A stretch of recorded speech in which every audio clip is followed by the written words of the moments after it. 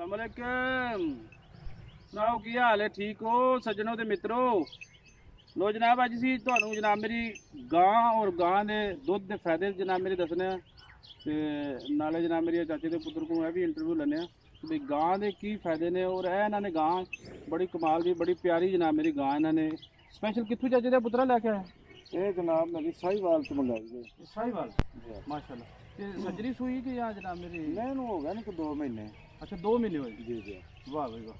ਤੇ ਯਾਨੀ ਇੱਥੇ ਆਣ ਕੇ ਤੁਹਾਡੇ ਘਰ ਸੂਈ ਹੈ? नहीं नहीं ये सुई लियांदी है। ਅੱਛਾ ਸੂਈ ਉੱਥੋਂ ਲਿਆਂਦੀ ਹੈ ਮੰਡੀ ਤੋਂ? जी हाँ मंडी तो लियांदी। ਮੰਡੀ ਗਏ ਸੀ जी हाँ। ਤੇ ਜਨਾਬ ਮੇਰੀ ਉੱਥੋਂ ਲਿਆਂਦੀ हाँ जी हाँ। ਤੇ ਕਿੰਨੇ ਦੀ ਆ ਗਈ ਹੈ? ये जनाब आई है 3.5 दी। ਮਾਸ਼ਾਅੱਲਾ ਮਾਸ਼ਾਅੱਲਾ। ਇਹ 3.5 ਲੱਖ ਦੀ ਇਹ ਗਾਂ ਹੈ ਤੇ ਟਾਈਮ ਦਾ ਕਿੰਨਾ ਦੁੱਧ ਦਿੰਦੀ ਜੀ? टाइम का दूध जी जनाब 7 किलो। ਟਾਈਮ ਦਾ 7 ਕਿਲੋ ਯਾਨੀ ਦੋ ਟਾਈਮਾਂ ਦਾ ਕਿੰਨਾ ਹੋ ਗਿਆ? 14 हो गया जनाब। 14 ਕਿਲੋ ਦੁੱਧ ਮਾਸ਼ਾਅੱਲਾ ਦਿੰਦੀ ਜੇ। ये पहलन वैड़ी है। ਵਾਹ ਬਈ ਵਾਹ। ਲੋ ਜੀ ਇਹ ਪਹਿਲਣ ਜਨਾਬ ਮੇਰੀ ਯਕੀਨ ਕਰੋ ये वैड़ी भी पहलन है। ਲੱਗਦਾ ਨਹੀਂ ਹੈ ਵੀ ਐਡੀ ਜਨਾਬ ਮੇਰੀ ਜਿਹੜਾ ਇਹਦਾ ਵੇਡ ਹੈ ਨਾ ਵੀ ਬਿਲਕੁਲ ਦੱਸਦੇ ਨੇ ਪਏ ਵੀ ਇਹ ਪਹਿਲਾ ਸੂਆ ਇਹਨਾਂ ਕੋਲੇ ਆਣ ਕੇ ਯਾਨੀ ਪਹਿਲਾ ਸੂਆ 2 ਮਹੀਨੇ ਹੋਏ ਨੇ ਇਹ ਸੂਈ। ਠੀਕ ਹੈ ਤੇ ਅਸੀਂ ਜਨਾਬ ਮੇਰੀ ਤੁਹਾਨੂੰ ਇਹਦਾ ਅੱਗੇ ਚੱਲ ਕੇ ਬੱਚਾ ਵੀ ਦੱਸਨੇ ਆ ਕਿ ਬਈ 2 ਮਹੀਨੇ ਦਾ ਜਿਹੜਾ ਬੱਚਾ ਹੈ ਉਸ ਤੋਂ ਬਾਅਦ ਜਨਾਬ ਮੇਰੀ ਦੁੱਧ ਦੇ ਬਾਰੇ 'ਚ। ਲੋ ਜੀ ਇਹ ਨਾ ਜਨਾਬ ਮੇਰੀ 2 ਮਹੀਨੇ ਦਾ ਬੱਚਾ ਜੇ ਤੇ ਮਾਸ਼ਾਅੱਲਾ ਜਨਾਬ ਮੇਰੀ ਬੜਾ ਚੁਸਤ ਪੂਰਾ ਇਹਨਾਂ ਨੇ ਇੱਥੇ ਡੇਰਾ ਜਿਹੜਾ ਇਹ ਲਾਦਾ ਜੋ ਸਭ ਕਿਉਂ ਇਹਨਾਂ ਨੂੰ ਬੰਨੇ ਆ ਉੱਥੇ ਬਾਹਰ ਇਹਨਾਂ ਨੂੰ ਕਿਉਂ ਨਹੀਂ ਜੋ ਪੱਕੇ ਤੋਂ? ਇਹ ਜ਼ਰਾ ਜਗ੍ਹਾ ਖੁਸ਼ਕ ਹੈ ਨਾ, ਇੱਥੇ ਬੱਚਿਆਂ ਨੂੰ ਰੱਖੀਦਾ ਹੈ, ਉੱਥੇ ਗਾਵਾਂ ਨੂੰ ਰੱਖੀਦਾ ਹੈ। ਠੀਕ ਹੈ ਜੀ ਲਾਦਾ ਜੀ ਹਾਂ ਲਾਦਾ ਤੁਹਾਨੂੰ ਵੱਖਰੇ ਵੱਖਰੇ ਬਣ। ਹਾਂ ਜੀ ਹਾਂ ਜੀ। ਠੀਕ ਹੈ ਜੀ। ਤੇ ਆਓ ਤੁਹਾਨੂੰ ਦੁੱਧ ਦੇ ਬਾਰੇ ਜਨਾਬ ਮੇਰੀ ਦੱਸੋ। ਤੁਸੀਂ ਜਿਹੜਾ ਨਾ ਉਹ ਸਾਨੂੰ ਦੱਸਣਾ ਵੀ ਇਹ ਗਾਂ ਦੇ ਤੇ ਜਨਾਬ ਮੇਰੀ ਮੱਝ ਦੇ ਦੁੱਧ ਦੇ ਬਾਰੇ 'ਚ ਵੀ ਗਾਂ ਦਾ ਜਿਹੜਾ ਦੁੱਧ ਬੱਚਾ ਪੀਂਦਾ ਹੈ ਜਾਂ ਜਨਾਬ ਮੇਰੀ ਵੱਡੇ ਬੰਦੇ ਪੀਂਦੇ ਨੇ ਤੇ ਉਹਦੇ ਕੀ ਫਵਾਇਦ ਨੇ, ਫਾਇਦੇ ਕੀ ਨੇ? जी गां का दूध माशाल्लाह एक ते बड़ा चुस्त हुंदा है। ठीक है। ਬੱਚਾ ਪੀਵੇ ਜਾਂ ਕੋਈ ਵੱਡਾ ਬੰਦਾ ਪੀਵੇ ਉਹਦੇ ਚ ਬੰਦੇ ਨੂੰ ਗਲੂਦਗੀ ਨਹੀਂ ਹੁੰਦੀ।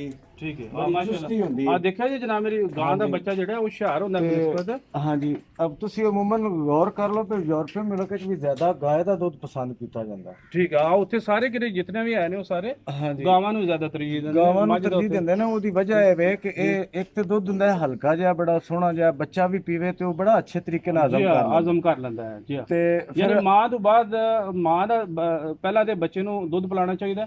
ਅਗਰ ਉਹਦਾ ਨਾ ਹੋਵੇ ਤੇ ਫਿਰ ਸਮਝ ਲਓ ਗਾਂ ਦਾ ਦੁੱਧ ਪੀਂਦਾ। ਅਗਰ ਬੱਚਾ ਦੁੱਧ ਪੀਂਦਾ ਹੈ ਨਾ ਦੂਸਰਾ ਤੇ ਫਿਰ ਉਹਨੂੰ ਗਾਂ ਦਾ ਦੁੱਧ ਜਿਹੜਾ ਹੈ ਨਾ ਉਹ ਜ਼ਿਆਦਾ ਮੁਫੀਦ ਹੈ, ਜ਼ਿਆਦਾ ਅੱਛਾ ਹੈ। ਉਹਦੇ ਚ ਇਹ ਵੇ ਕਿ ਬੱਚਾ ਸੁਸਤ ਨਹੀਂ ਰਹਿੰਦਾ, ਚੁਸਤ ਰਹਿੰਦਾ ਹੈ। ਡਾਕਟਰੀ ਲਿਹਾਜ਼ ਨਾਲ ਵੀ ਵੇਖਿਆ ਜਾਏ ਤੇ ਜਿਹੜੇ ਅਮੂਮਨ ਡਾਕਟਰ ਹਜ਼ਰਾਤ ਨੇ ਉਹ ਵੀ ਇਹੀ ਕਹਿੰਦੇ ਨੇ ਕਿ ਗਾਂ ਦਾ ਦੁੱਧ ਜਿਹੜਾ ਨਾ ਉਹ ਉਹਨੂੰ ਤਰਜੀਹ ਦਿੰਦੇ ਨੇ, ਉਹਨੂੰ ਜ਼ਿਆਦਾ ਉਹਦੇ ਜਰਾਸੀਮ ਜਿਹੜੇ ਨੇ ਜੀ ਹਾਂ ਉਹ ਬੜੇ ਅੱਛੇ ਬੱਚੇ ਦੇ ਸੂਟ ਮਿਹਦੇ ਵਾਸਤੇ ਜਿਹੜਾ ਨਾ ਅਗਰ ਹਾਜ਼ਮਾ ਕਰ ਲੈਂਦਾ। ਜੀ ਹਾਂ ਬਿਹਤਰੀਨ ਉਹਦਾ ਹਾਲੇ ਵੀ ਵੇਖ ਤੁਸੀਂ ਆਪ ਵੀ ਵੇਖ ਸਕਦੇ ਹੋ ਜੀ ਵੀ ਜਿਹੜਾ ਗਾਂ ਦਾ ਬੱਚਾ ਹੁੰਦਾ ਹੈ ਨਾ ਉਹ ਬੜਾ ਤੇਜ਼ ਤੇ ਬੜਾ ਚਲਾਕ ਚੁਸਤ ਹੁੰਦਾ ਹੈ। ਜੀ ਹਾਂ ਬਨਿਸਬਤ ਮੱਝ ਦੀ ਮੱਝ ਦੀ ਮੱਝ ਦਾ ਬੱਚਾ ਜਿਹੜਾ ਉਹ ਚੰਗਾ ਰੱਜਿਆ ਰੁਜਿਆ ਵੀ ਹੋਏਗਾ ਜਾਂ ਭੁੱਖਾ ਵੀ ਹੋਏਗਾ ਨਾ ਉਹ ਬੜਾ ਸੁਸਤ ਹੁੰਦਾ ਹੈ। ਉਹ ਮਹਿਸੂਸ ਇਸ ਤਰ੍ਹਾਂ ਹੁੰਦਾ ਜਿਸ ਤਰ੍ਹਾਂ ਪਤਾ ਨਹੀਂ ਬਿਮਾਰ ਹੈ ਜਾਂ ਕੋਈ ਨਹੀਂ ਐਡਾ ਕੋਈ ਨਹੀਂ। ਉਹ ਤਾਂ ਸਿਰਫ ਖਸੀਅਤ ਦੁੱਧ ਦੀ ਹੁੰਦੀ ਹੈ। ਯਾਨੀ ਦੁੱਧ ਤੁਸੀਂ ਗਾਂ ਦੇ ਦੁੱਧ ਨੂੰ ਜ਼ਿਆਦਾ ਜੀ ਜਿਹੜਾ ਗਾਂ ਦਾ ਦੁੱਧ ਹੁੰਦਾ ਹੈ ਉਹ ਮਾਸ਼ਾਅੱਲਾ ਬੜਾ ਬਿਹਤਰੀਨ ਹੁੰਦਾ ਹੈ, ਹਲਕਾ ਜਿਹਾ ਹੁੰਦਾ ਹੈ। ਬੱਚਾ ਪੀਵੇ ਕੋਈ ਵੀ ਪੀਵੇ ਉਹਦੇ ਚ ਉਹਨੂੰ ਕੋਈ ਕਿਸੇ ਕਿਸਮ ਦੀ ਮਸਲਾ ਕੋਈ ਪਰੇਸ਼ਾਨੀ ਨਹੀਂ ਆਉਂਦੀ। ਤੇ ਜੋ ਸਭ ਤੁਸੀਂ ਦੁੱਧ ਜਿਹੜਾ ਨਾ ਇਹਦੇ ਚ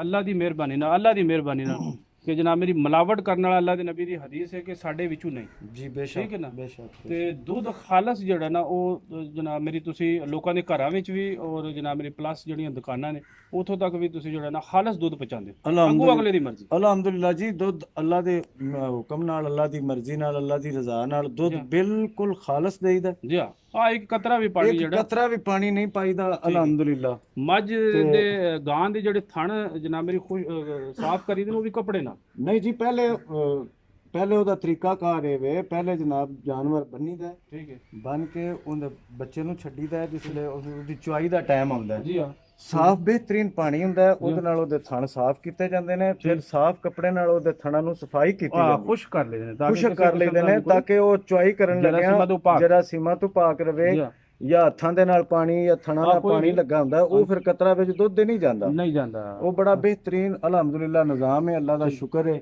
ਸਹੀ। ਤੇ ਬੜੇ ਅੱਛੇ ਤਰੀਕੇ ਨਾਲ ਅਸੀਂ ਚੁਆਈ ਹਾਂ ਕਰਨੇ ਤੇ ਅੱਲਾਹ ਤਾਲਾ ਜਨਾਬ ਮੇਰੀ ਯਕੀਨ ਕਰੋ ਬੜੀਆਂ ਬਰਕਤਾਂ ਪਾਉਂਦਾ। ਜੀ ਹਾਂ, ਜੇ ਬੰਦੇ ਦੀ ਨੀਅਤ ਸਾਫ਼ ਹੋਵੇ ਨਾ ਜੀ ਬਿਲਕੁਲ ਤੇ ਅੱਲਾਹ ਐਸੇ ਨੂਰ ਹੈ ਨਾ, ਅੱਲਾਹ ਦਾ ਨੂਰ ਹੈ, ਇਹਦੇ ਚ ਮਿਲਾਵਟ ਦੇਖੋ ਜੀ, ਹੁਣ ਬੰਦਾ ਇਹਦੇ ਚ ਮਿਲਾਵਟ ਕਰੇ ਤੇ ਫਿਰ ਉਹਦੇ ਚ ਉਹਦੀ ਅਕਬਤ ਵੀ ਨਹੀਂ, ਖਰਾਬ, ਜੀ ਹਾਂ। ਦੁਨੀਆ ਵੀ ਸਹੀ ਨਹੀਂ ਰਹਿੰਦੀ ਔਰ ਕਦੇ ਕਾਮਯਾਬੀ ਨਹੀਂ ਹਾਂਜੀ ਲੱਗਦੀ। ਕਦੇ ਵੀ ਕੰਮ ਔਰ ਅਸਲ ਫਿਰ ਅਸਲ ਹੀ ਹੁੰਦਾ। ਜੀ ਹਾਂ ਬਿਲਕੁਲ। ਲੋ ਜੀ ਰੱਬ ਰੱਖਾ ਜੀ।